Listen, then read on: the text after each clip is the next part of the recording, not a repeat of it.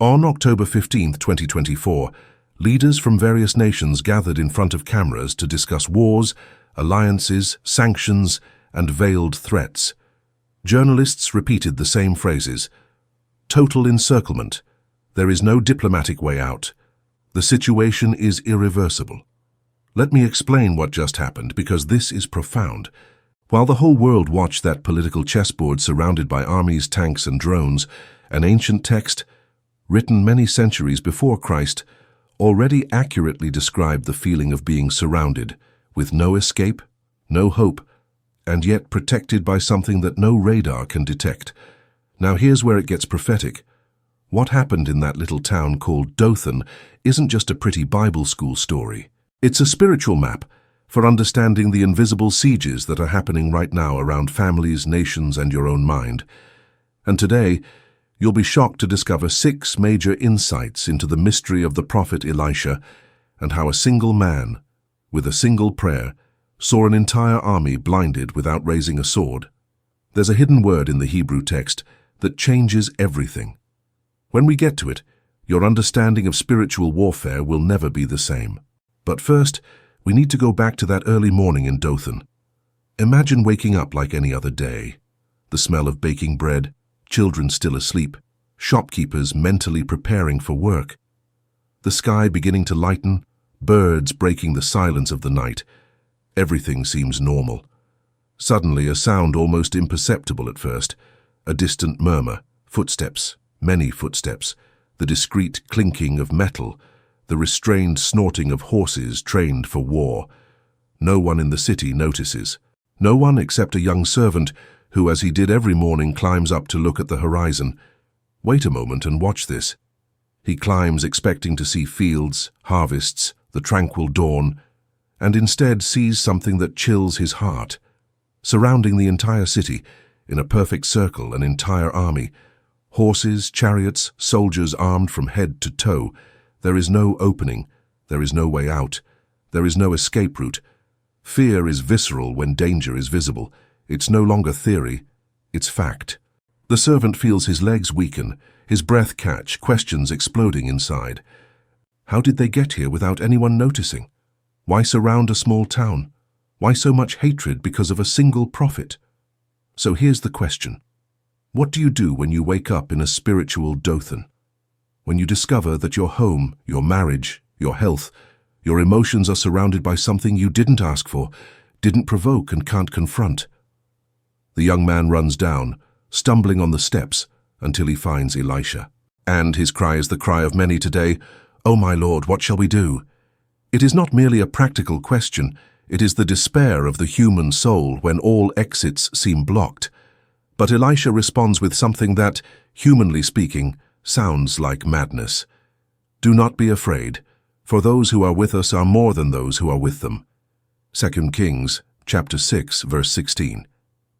More? What do you mean by more? The servant looks around and counts. On one side, a trained army, war chariots, strategies, political power, military strength. On the other, an elderly prophet, a frightened servant, a vulnerable city, and walls that were not built to withstand a siege of that magnitude. The numbers don't add up, the calculations don't work. In any rational analysis, the result is certain defeat. But here's what you need to understand. Discovery 1. What your eyes see is never the whole reality. There are battles that are not counted in soldiers, but in spiritual presences. There are wars in which the army that matters is not the visible one, but the invisible one. What the creature saw was true, but incomplete, and there is something extremely dangerous in making spiritual decisions based on incomplete information. Elisha doesn't deny the problem. He doesn't say, "It's nothing. That's an exaggeration. You're imagining things." He knows the Syrian army is real. The threat is real. The siege is real. The difference is that Elisha has seen something else. He interprets the same scenario from a broader perspective. Let me explain what that means. When Elisha says, "Those who are with us are more numerous," he is speaking of an army that does not appear in military reports, that is not counted in censuses, that does not occupy newspaper headlines. He speaks of the heavenly host, the armies of the Lord of hosts. The Hebrew word frequently used for army in these contexts is tzava. If you've never studied this word before, you're about to have your understanding reshaped in the next few minutes. Tzavah doesn't just describe soldiers lined up. It carries the idea of organization, order, mission, a contingent prepared to act under God's direct command. So when the Bible presents the God of Israel as Lord of hosts, it is not merely using a poetic symbol. It is speaking of a concrete, organized, precise, and ever-ready spiritual military reality. Now this is where it gets specific and prophetic. While the servant sees only a human tzavah, the Syrian army, Elisha knows there is a greater tzavah, which surrounds the city from outside the enemy siege. To naturalize, Israel is surrounded by Syria. To spiritualize, Syria is surrounded by heaven. What does this mean prophetically for us? It means that many of the obstacles you see today are actually surrounded by God. The medical diagnosis that has weighed heavily on you, that debt that seems enormous, that war within your home, all of this may be, at this very moment, surrounded by a spiritual reality that you don't yet see. And it is precisely here that the story takes a further step. Elisha doesn't just declare, "Those who are with us are more." He understands that the servant's problem isn't a lack of information, it's a lack of vision. And then he offers a prayer that, if you understand it, can change the way you face all your battles. Elisha looks at that young man, gripped by panic, and understands something that many of us still don't understand. The main problem wasn't the army outside. The main problem was the eyes inside. So, without arguing, without lecturing, without giving a motivational speech, he simply prays. "Lord, I pray that you open his eyes so that he may see." Second Book of Kings, chapter 6, verse 17.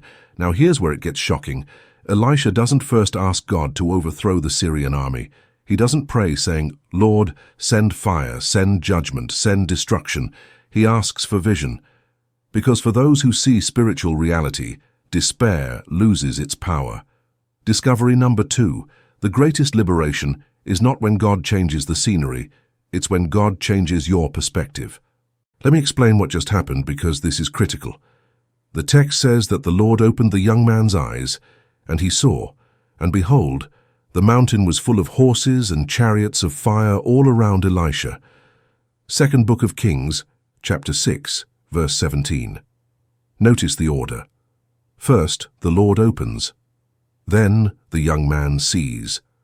There was something before him all along, but his spiritual eyes were closed. The Hebrew word used for open in this type of context is the verb pakach. If you've never studied this word before, get ready. Pakach doesn't just mean to pull back the eyelids. It carries the idea of awakening, of pulling someone out of a state of torpor, of making someone realize what was already there but unnoticed. So, when it says that the Lord opened the young man's eyes, it doesn't mean that God created something new at that moment. It's as if God was saying, "What you needed wasn't for me to arrive now. I was already here. You just didn't see me." But here's what you need to understand. Many people keep asking, "Lord, change the situation," when the first step should be, "Lord, change my perspective on this situation."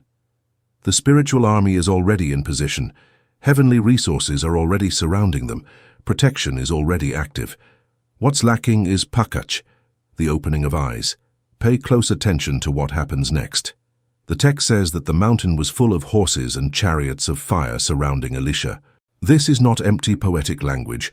Chariots of fire refer to the same manifestation when Elijah was taken up to heaven. It speaks of mobility, speed, power of attack and defense. In spiritual terms, it is as if God were showing. There is a military apparatus from heaven that is more advanced, faster, and absolutely superior to any human war technology. Discovery 3. That which surrounds you spiritually is greater than that which threatens you visibly. The young servant seconds before saw only the circle of death. Now he sees a larger circle behind the first. Syria surrounds Dothan. God surrounds Syria. The enemy seems to be in control, but in truth, it is he who is surrounded. What does this mean prophetically? This means that the oppression that seems to have taken over your home, the anxiety that seems to have surrounded your mind, the injustice that seems to dominate a political or social scene, may, in fact, be surrounded by a divine action that you do not yet perceive. The question is not just what is against me, but What has God already positioned around that which is against me? Now you might be thinking, but if God is already surrounding us, why do I still feel so afraid? Why does it still seem so suffocating? Valid point. But here's what makes this different. Fear doesn't just arise from what is happening. Fear arises from the interpretation we make of what is happening. The servant didn't panic because there was an army. He panicked because he believed that army was the only reality. When God opens his eyes, he doesn't erase the human army, but places that army in its proper place in the narrative. Let me illustrate. When you look at a medical exam and only see risk numbers, that becomes your Syrian army. When you look at your bank account in the red, that becomes the siege around the city. When you look at messages of rejection, betrayal, abandonment, that takes the form of horses and chariots surrounding your soul. But spiritually, there's another layer. God's promises. The presence of the Holy Spirit, ministering angels, grace at work where you don't even realize it, doors yet to be opened, connections yet to appear. All of this may be present, but invisible. Discovery 4. The prayer that opens eyes is more strategic than the prayer that merely asks for deliverance. Elisha, as a prophet, knew that if the young man continued to see only half of the reality, even if the miracle happened, he would remain a prisoner of fear in the next crisis. So he cries out for something deeper. Lord, open his eyes. Wait a moment, and watch this. How many times has our prayer been, Lord, take this away from me, when perhaps a prayer more aligned with God's heart would be, Lord, show me what you are doing in the midst of this. Perspective changes everything. The servant goes from panic to peace without a single Syrian soldier being removed in that instant. The same horses, the same swords, the same threats, but a completely different heart because of a totally new vision. The Apostle Paul, many centuries later, echoes this principle when he says, "We do not look at the things which are seen, but at the things which are not seen, since the things which are seen are temporary, but the things which are not seen are eternal." 2 Corinthians chapter 4, verse 18. It's as if Paul were explaining what happened in Dothan. The Syrian army was temporal, the army of chariots of fire was eternal. One had an expiration date, the other was an expression of God's own eternity. So here is the question that has spanned centuries and reaches you today. Have you been praying more for God to change the armies that surround you, or for God to open your eyes to see the army that already protects you? If you were honest with God right now, in what area of your life do you most need Elisha's prayer? Lord, open my eyes so that I may see. The servant's vision changes everything, but God's movement is only just beginning that morning in Dothan. As soon as his eyes are opened, he begins to see what Elisha had known for a long time. There is no threat capable of overcoming what God has already surrounded. And it is precisely when this revelation takes root in the hearts of the prophet and his young assistant that the text takes an even deeper step towards the supernatural. Pay close attention to what happens. The Syrian army, completely confident in its numerical superiority, begins to advance into the city. They have everything in their favor: numbers, weaponry, strategy. There is only one thing they don't know: they are not fighting against men. They are unknowingly touching someone covered by divine instruction. And Elisha does not back down. He does not flee. He does not ask for a truce. He does not negotiate. He stays exactly where he is, and with the serenity of one who understands the workings of the spiritual kingdom, he prays, "I beg you, Lord, strike these people with blindness." 2nd Book of Kings, chapter 6, verse 18. Now here's where it gets shocking. The word for blindness in the original text isn't ordinary blindness. It's not the inability to see light. It's not total darkness. It's something much deeper and more theologically significant. The Hebrew word used suggests visual confusion, a distortion of perception, as if natural eyes continued to function, but the mind completely lost the ability to interpret what it sees. Let me explain what that means. Discovery 5. God not only hinders the enemy, he can disorient him to the point of making him lose the ability to act. This is tremendously prophetic because many think that God's actions are only about bringing down giants or removing obstacles. But here God doesn't destroy the soldiers, he destroys their ability to discern. The army remains standing, but without direction. It remains armed, but without a target. It remains numerous but without understanding. Now here's the question. How many times have you faced a battle that seemed impossible, and suddenly something happened? Not a spectacular miracle, not a spiritual earthquake, not fire from heaven, but the enemy simply got confused. Doors that seemed closed opened, people who were against you retreated, structures that oppressed you weakened without logical explanation. This is biblical standard. The Lord disrupts wars before disarming them. He creates confusion in the adversary's plans before bringing about visible deliverance. He takes away the sense in the strategy of evil before completely overthrowing it. And what Elisha does next is disconcertingly bold. He approaches that blind army and says, "This is not the way, nor is this the city. Follow me, and I will lead you to the man you seek." 2nd Book of Kings, chapter 6, verse 19. This is where many readers are perplexed. Why does Elisha do this? How does he have the courage to approach those who wanted to capture him? And why didn't he simply order the total destruction of the enemies right there? But here's what you need to understand. Discovery 6. Spiritual authority is not expressed through force but through governance. Elisha is not running away. He is leading. He is not the hunted, he is the guide. He is not being captured, he is leading the adversary precisely to the center of God's will. When someone walks under divine authority, even the enemy ends up following his voice without even realizing it. That's profound. The Syrian army obeys Elisha. The army that came to capture him now follows him. Not because they recognized him, but because God has taken away their ability to resist what he himself has decreed. Now this is where it gets prophetic. In the spiritual realm, when a man or woman is aligned with God, that which came to destroy ends up being guided, led, neutralized, and repositioned. There are battles you don't win by fighting. You win by leading. It's not combat, it's governance. It's not human strength, it's granted authority. Elisha then leads them to Samaria, the capital of Israel, the worst possible place for an enemy army to enter.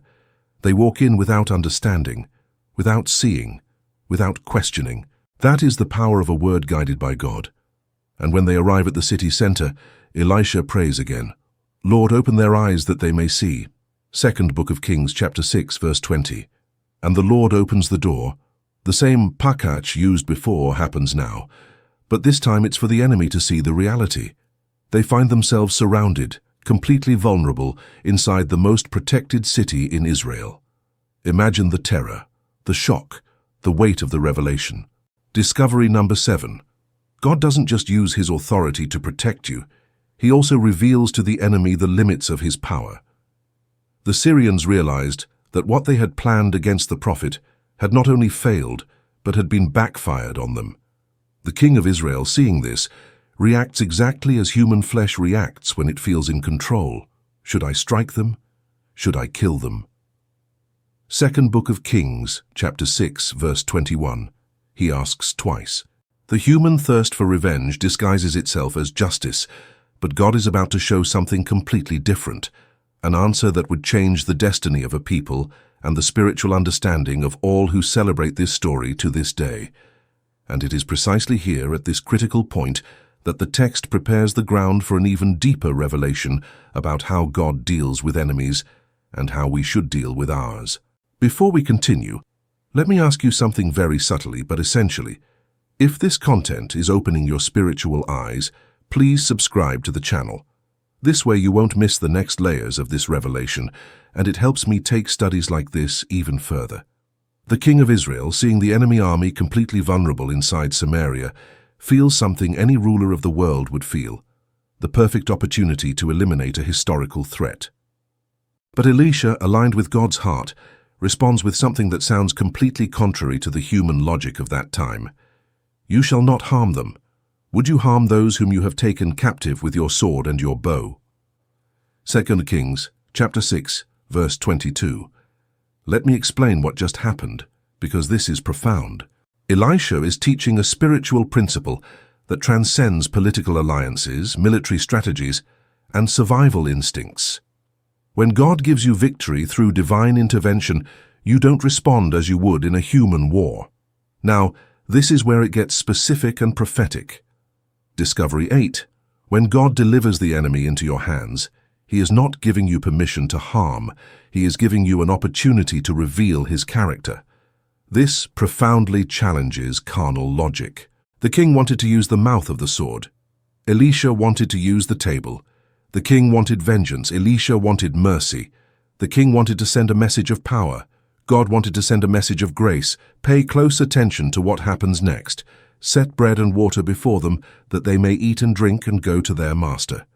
2 Kings, chapter 6, verse 22. The Syrians didn't know it, but they were about to experience something no enemy army had ever experienced in the history of Israel: a banquet.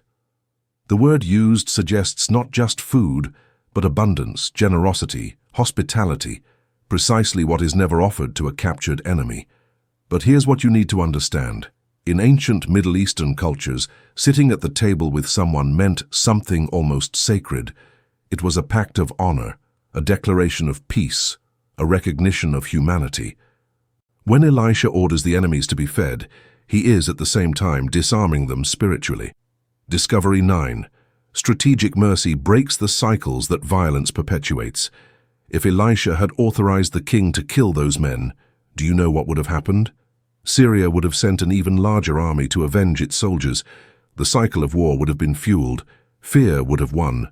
The violence would have continued. But Elisha chooses a radical path. Not naive, not weak, but profoundly powerful. He offers something the enemy doesn't expect. This breaks the cycle. This paralyzes the logic of revenge. This transforms the narrative. Let me explain this from a spiritual perspective. When you respond to hate with hate, you strengthen the cycle. When you respond to injustice with injustice, you perpetuate history. When you respond to an attack with an attack, you become a prisoner of the same logic that hurt you. But when you respond with mercy under divine guidance, not empty sentimentality, but instruction from the Spirit, something breaks through in the spiritual realm. Now here's the question: does the enemy fear your strength more or your mercy? The biblical answer is clear. The kingdom of darkness doesn't know how to administer mercy. It expects emotional reaction, revenge, attack, destruction. But when someone guided by God responds with grace, it's as if the enemy completely loses the instruction manual. He doesn't know what to do. Take note of this. The Syrian soldiers don't just eat. They are fed like guests. They receive honorable treatment. They rest. They drink water from the table of the King of Israel. They return home not traumatized but transformed. And the text ends in an impressive way. And no more Syrian troops came into the land of Israel. 2nd Book of Kings, chapter 6, verse 23. Discovery number 10. Mercy produces a peace that the sword could never guarantee. It was not a political treaty. These were not diplomatic negotiations. It was not a military threat. It was mercy. This is the most unexpected and most powerful weapon in the spiritual realm, and this is where it gets personal. You have enemies, perhaps not soldiers, perhaps not armies, but people, memories, words, traumas, accusations, injustices. Each one carries a sword. Each one can surround your mind as the army surrounded Dothan, and you have two spiritual options: fight back or break the cycle. Elisha broke through. That's why the siege ended. Now, let me anticipate the prophetic layer. Mercy does not minimize evil. It overcomes evil. The Apostle Paul echoed this principle centuries later. Do not be overcome by evil, but overcome evil with good. Romans chapter 12, verse 21. And here is something few realize. When Elisha allowed the enemies to eat at the table, he did not ignore their wickedness. He overcame it. Their mercy did not nullify God's justice. It was an instrument of it. And as this section is coming to an end, I need to ask you something important. Click like. It's not just a symbolic gesture. It helps this Bible study reach more people who need to hear this profound and balanced truth about spiritual warfare, mercy, and divine authority. It really makes a difference. And remember, the story isn't over yet. The movement that follows this banquet reveals something even deeper about how God works in our invisible battles. The banquet ends, the Syrian soldiers depart, and Samaria breathes again. But spiritually, something gigantic is happening behind the scenes. The biblical text seems to move on, but those who read with open eyes realize that this moment is not a closure. It is a transition. Because when God works something like this, mercy instead of vengeance, protection instead of despair, vision instead of panic, He is not merely resolving a conflict, He is inaugurating a revelation. Let me explain what just happened, because this is profound. That army didn't return to Syria merely satisfied. It returned shaken. They had encountered a God who could have destroyed them, but spared them. A God who could have revealed His overwhelming power, but chose to reveal His strategic mercy. And that changes everything. Discovery 11. The most powerful battle you face is never against people, but against misguided spiritual interpretations. The people of Israel saw an army surrounding the city. The Syrian soldiers saw an opportunity for capture. The servant saw the end. But heaven saw something else, a stage where God would demonstrate His power and His character simultaneously.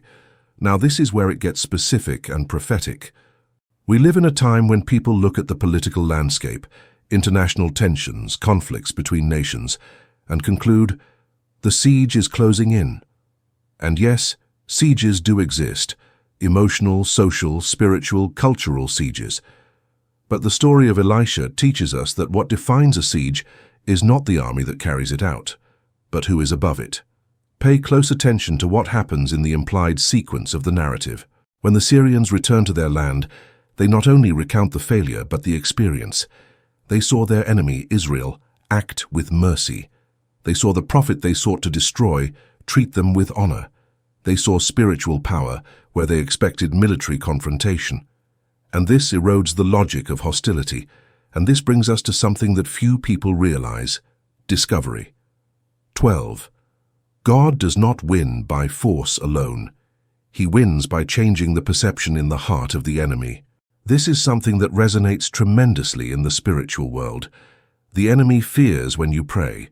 He trembles when you worship. But he is confused when you respond with mercy, where it would be natural to respond with vengeance. Now, you might be thinking, but how does that apply to my life? I don't have armies surrounding me. Valid point. But here's what makes this relevant. You have internal battles, relational conflicts, family tensions, spiritual accusations, emotional pressures. And many of these battles are not won through direct confrontation, but through the right attitude before God. Take note of this. After that day, the text says, no more Syrian troops came into the land of Israel. 2nd Book of Kings, chapter 6, verse 23. Why? Because a cycle has been completed spiritually. Discovery 13. When you respond as God commands, you not only win a battle, you close a cycle. How many people keep repeating the same conflicts, the same arguments, the same pains, the same patterns? Sometimes it's not because God doesn't act, it's because we respond the same way every time. But when you respond like Elisha, with vision, authority, and mercy, the pattern is broken. Now let me show you something even deeper. After this episode, Elisha's ministry becomes even more respected, even among his enemies. Why? Because the power that blinds an army is impressive, but the love that fuels an army defeats the spirit of war. And here a vital spiritual principle emerges: discovery. 14. The enemy can resist force, but he cannot resist grace. Grace disarms. Grace dismantles. Grace neutralizes. Not weak, sentimental, naive humor. Strategic grace, prophetic grace, grace that comes from listening to God. Now observe how this revelation connects with our reality. There are people who surround your life like the Syrians surrounded Dothan, with hostility, accusations, harsh words, and injustice. And your natural reaction would be to emotionally hurt them, retaliate, prove you're right. But the Spirit of God sometimes calls you to do the unthinkable, not to protect the other person's reputation, but to keep your own spiritual authority intact. Discovery. 15. Responding as God desires preserves your authority for the next battle. If Elisha had allowed the massacre, the cycle would have continued. The war would have returned. The siege would have been rebuilt, and the spiritual kingdom around Israel would have closed again. But because he responded with mercy, an atmosphere of peace was established for years. Now here is the question that has spanned centuries. Is the way you react to your enemies ending wars or reigniting battles? Wait a moment and watch this. Elisha's spiritual authority stemmed not only from the miracles he performed, but from his inner posture in the face of conflict. He knew when to pray for fire and when to pray for vision. He knew when to blind the enemy and when to feed him. He knew when to confront and when to lead. This wisdom does not come from natural strength, it comes from intimacy with God. And here's something even more profound. Discovery 16. The real battle is never about what's happening around you, it's about who you become in the midst of it. Elisha becomes greater not when he blinds an army, but when he spares one. He reveals the heart of the Father. He reveals the character of the kingdom. He reveals a level of maturity that few achieve. And as this part concludes, the narrative continues to pulsate, preparing the ground for us to understand how the spiritual realm operates above the natural, and how God structures battles to reveal His glory. Let's continue because there's an even deeper layer to invisible warfare, prophetic authority, and divine intervention that needs to be revealed. What happens after that banquet is not merely a pause in history, it's a shift in the spiritual atmosphere over the nation. Syria retreats, Israel breathes a sigh of relief, and Elisha continues his ministry, now carrying something even deeper. The revelation that true victory is never just about defeating the enemy, but about disarming the cycle that fuels war. Let me explain what just happened because this is critical. That episode proved that there is a layer to spiritual warfare that is not won with force, but with discernment. It is not a war of swords, it is a war of interpretations. And whoever interprets correctly governs spiritually. But this is where it gets prophetic.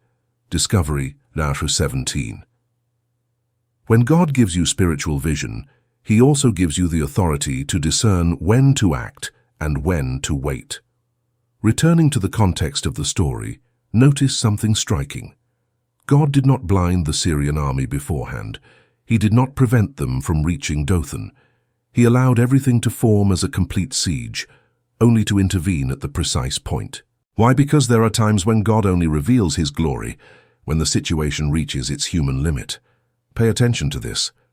God could have prevented the Syrians from leaving Syria. It could have diverted King Ben-Hadad from his plan. He could have warned the people of Dothan before the siege, but He did none of that. He allowed the enemy to advance to its maximum extent, not to destroy Israel, but to reveal something greater. Discovery 18. Crises don't arise to destroy you, but to position you in the face of revelations that wouldn't emerge in calmer times. The same thing happens to us. When everything is calm, our spiritual vision relaxes. When the siege forms, sensitivity increases. It is at the limit that faith awakens. It is in times of hardship that eyes are opened. It is during the siege that we see vehicles with guns. Now observe carefully. The Syrians were blinded, but then their eyes were reopened. This alternation reveals something profound about how God works. When God blinds the enemy, He is working justice. When God opens the eyes of the enemy, He is showing mercy. And Elisha participates in both movements. That is spiritual maturity. Discovery 19. Mature spiritual authority knows how to alternate between justice and mercy without losing balance. Today, many want justice without mercy, while others want mercy without justice. Elisha reveals the divine harmony between the two. God blinds in order to prevent evil. God opens eyes to transform hearts. This is the balance of the kingdom. Now here's where this comes into play in our practical lives. When a spiritual attack reaches its peak, our natural prayer is often, "Lord, take this away from me." But Elisha teaches us a different attitude. Don't just ask God to lift the siege. Ask God to show you the greater barrier surrounding Him. Ask to see what is already in place in your favor. Discovery 20. The spiritual realm acts before the attack arrives, but we only realize it when our eyes are opened. And that is why Elisha doesn't freak out, doesn't run away, doesn't despair. When we know who is with us, we do not fear those who are against us. Now you might be thinking, but if this spiritual army exists around me, why do I still feel so burdened, so oppressed? Valid point. But here's what you need to understand. Your perception does not determine its presence. Their perception merely confirms what is already there. The chariots of fire were all around the whole time. The servant only saw it afterwards. And this completely transforms the way we face our struggles. Take note of this. There are times when God doesn't remove the attack but reveals the purpose. There are times when God doesn't take away the enemy, but takes away his power. There are times when God doesn't stop the war but shows you that it's already lost for the adversary. A Discovery 21. Divine intervention doesn't always eliminate the problem, it redefines its position. That is why Elisha was able to walk toward the Syrian army without fear. He was not relying on human courage, but on divine superiority. And this is not empty bravery, it is spiritual awareness. Now this is where it gets even deeper. When Elisha leads the army into Samaria, he is doing something spiritually risky and spiritually powerful at the same time. He is literally walking among enemies who want his head, and even though they were blind, they were still trained, armed, and dangerous soldiers. But his boldness stems from an unwavering conviction. The danger that God has already disarmed cannot touch you. And this connects to our reality in a striking way. How many times have you felt like dangerous situations were surrounding you? Emotional attacks, family pressures, financial crises, deep fears, spiritual accusations, and it seemed like everything was going to fall apart. But in the end, what seemed deadly turned into a testament. Discovery 22. God not only delivers you, he makes you walk through that which should destroy you, untouched. That's what happened to Elisha. That's what happened to Israel. And that's what happens to every believer who is aware of the spiritual sphere that surrounds them. And as the narrative continues to unfold, a question begins to grow quietly, but with force. If God works in this way, surrounding the siege, guiding the enemy, turning threat into testimony, then how should we live in the face of daily spiritual warfare? Hold on to that thought. Because in the next part, we're going to delve into the most ignored dimension of spiritual warfare, the one that takes place not on the outside, but on the inside. The spiritual warfare unfolding in Dothan is merely the visible surface of a much deeper reality. The siege was not just military, it was pedagogical, spiritual, revelatory. God was teaching principles that are not learned in times of peace, but in times of pressure. And now, after understanding how God orchestrated the siege and how Elisha led the enemy, we need to look at the most overlooked part of this story, the battle that takes place within us. Let me explain what just happened, because this is critical. When the young servant's eyes were opened, the scene outside him did not immediately change. The swords continued to gleam, the chariots were still there, the Syrians were still ready to attack. But inside, everything had changed. Fear gave way to revelation, panic gave way to peace, weakness gave way to spiritual awareness. Discovery 23. The real war is not between what happens outside, but between what you believe inside. The external siege exists, but the internal siege, fear, anxiety, misinterpretation, despair, that is far more dangerous. Israel was surrounded by Syrians, but the servant was surrounded by fear. And God first defeats the internal siege before disarming the external one. Now this is where it gets specific and prophetic. Many of the spiritual battles we face today are not physical in nature, they are battles of perception. We are not only fighting against external attacks, but against internal narratives that attempt to define who we are and what God is doing. This is why Paul writes with such precision, "For we do not wrestle against flesh and blood, but against principalities and powers." Ephesians chapter 6, verse 12. Pay attention to this. Paul is not saying that we do not struggle against anything external. He's saying that the real battle takes place in a dimension that can't be seen. And Dothan is the perfect illustration of that. Discovery 24. The enemy's most intense attacks occur in the realm of interpretation, not in the realm of circumstance. When you look at the situation and say, "It's over," that's a spiritual attack. When you think, "I have no way out," that's a spiritual attack. When you believe that God has abandoned you, that is a spiritual attack. When you assume you are alone, that is a spiritual attack. But here's what you need to understand. None of that is true. It is merely a distorted perception when spiritual eyes have not yet been opened. Pay close attention to what happens in the heart of the servant. Before the vision, panic. After the vision, peace. Before, despair. Then, rest. Before, he wanted to run away. Then, he wanted to stay close to Elisha. The war within him ended before the war outside ended, and that reveals something profound. Discovery 25. God wins the battle within you in order to then win the battle around you. Now let me bring this into our time. How many times have you felt surrounded like a young servant? Surrounded by beads, surrounded by bad news, surrounded by family crises, surrounded by difficult decisions, surrounded by unsolvable problems. And like the servant, his inner cry was, "Oh, my Lord, what shall we do?" But note Elisha's response. Do not be afraid. More are those who are with us. Do not be afraid, for fear blinds you.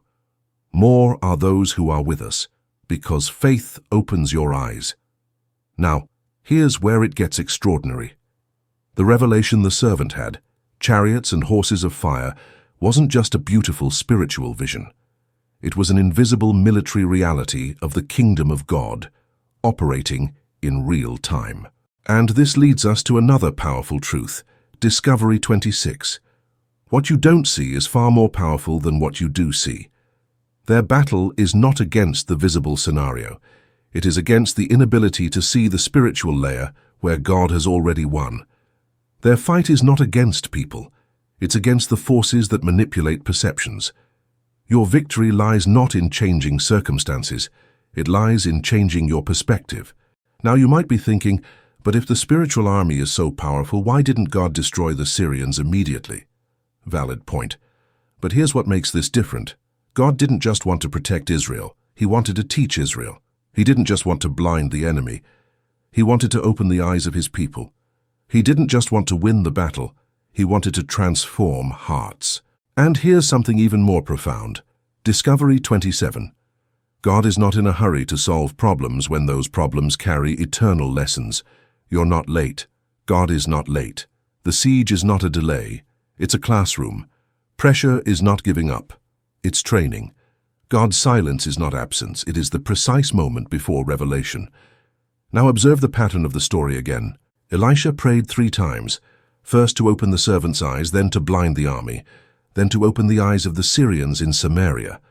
Why? Because these 3 prayers represent 3 levels of spiritual warfare. Internal battle, to see, battle against the enemy, to neutralize, battle for transformation, to reveal, discovery. 28. All spiritual warfare has these 3 layers: vision, neutralization, and transformation. And when the believer learns these 3 dimensions, he ceases to be reactive and becomes prophetic. He doesn't react to the attack, he interprets. He does not fear the siege, he discerns. He doesn't run from war, he governs. And while this part comes to a natural close, pay attention. Everything that has happened up to this point, the siege, the vision, the blindness, the banquet, is about to converge into a single final revelation. A revelation about how God acts in the battles you don't see, about why he intervenes when he does, and about how the spiritual kingdom moves around those who trust in him. And that's what we're going to explore now. The entire narrative of Dothan, the siege, the servant's fear, the vision of the chariots of fire, the blindness of the enemies, the journey to Samaria, and the banquet of mercy, culminates in a single spiritual conclusion. God is not only present in the invisible battles, he governs them all. And he governs with precision, balance, power, and mercy. Let me explain what just happened, because this is profound. Every detail of this episode reveals not only divine power, but divine logic, a logic based not on brute force, but on eternal wisdom. And it is precisely this wisdom that we need to understand in order to discern the battles we face today. Discovery 29. What appears to be chaos in nature is often organization in the spiritual. That siege seemed out of control. It seemed unfair. It seemed like a deadly threat. It seemed like defeat was inevitable. But in heaven, everything was aligned. The Syrian army was not one step out of God's control. The prophet was not vulnerable. The servant was not alone. The city was not unprotected. That's why the Bible records this story in such detail, so that you realize that what scares you never scares God. What takes you by surprise never takes God by surprise. What surrounds you never surrounds heaven. Now this is where it gets even more prophetic. Discovery 30. The invisible armies don't appear when you pray. They were already there before the crisis began. This is the point that completely transforms the way we face internal, external, and spiritual battles. The chariots of fire did not come when Elisha prayed. They were already there. The prayer simply revealed it. This means that God's protection doesn't begin in the battle, it begins before it. Provision doesn't begin with need, it begins before it. Deliverance doesn't begin with a scream, it begins before the attack. You don't fight to attract God. You fight knowing that He is already present. Observe carefully. The servant only saw the heavenly army after Elisha prayed, but that doesn't mean the army only appeared at that moment. The servant's vision was delayed in relation to spiritual reality. And this also happens to us. The spiritual battle doesn't begin when you realize it. It begins before. God's protection doesn't begin when you pray. It begins before. Divine intervention doesn't begin when you cry out. It begins before. Discovery 31. Faith is not believing that God will come. It's believing that God was already there before you realized it. This is the faith that brings rest. This is the faith that overcomes fear. This is the faith that allows you to walk among enemies like Elisha. But let me go even deeper. What God did with the Syrians, blinding, guiding, revealing, shows us a spiritual principle that applies even today.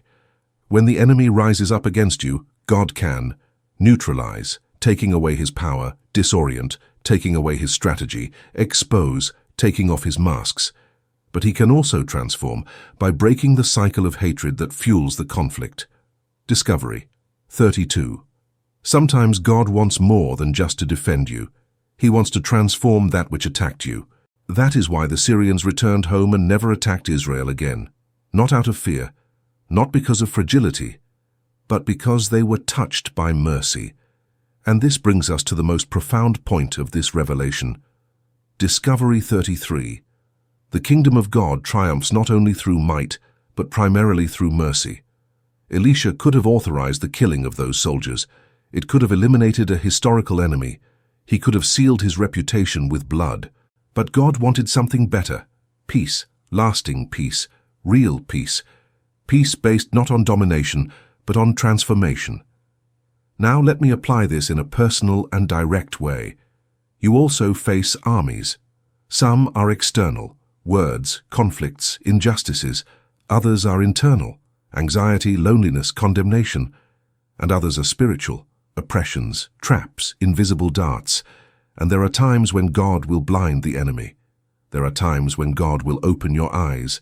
There are times when He will lead what scares you to the place where you will overcome it, and there will be times when He will call you to show mercy. But here's what you need to understand. All of this happens under the same truth. You were never alone in the siege. What surrounded you was surrounded by God. This is the message of Dothan. This is Elisha's revelation. This is the spiritual reality that transforms fear into trust, despair into rest, and attacks into testimonies. Discovery 34. Spiritual victory is not the absence of war, but the awareness of God's presence in war. That is why Elisha slept peacefully. That is why the servant regained his composure. That is why the Syrian army was neutralized. That is why Israel remained protected. Not because the war ended, but because God was in it. And now we arrive at the final point, not of the story, but of the revelation. Whether this moment in Dothan represents the fulfillment of a prophetic pattern or merely an extraordinary glimpse of it, one thing is certain. Every believer needs to live with their eyes open to the spiritual dimension. Observe, because there's more going on than meets the eye. Pray, because your prayer moves unseen realities. Prepare yourself, because God is calling you to act with authority, maturity, and mercy. The invisible war is real. The kingdom of God is greater. And the God who surrounded Dothan is the same God who surrounds you today. If this message touched your heart, Leave a simple statement of faith in the comments. I see.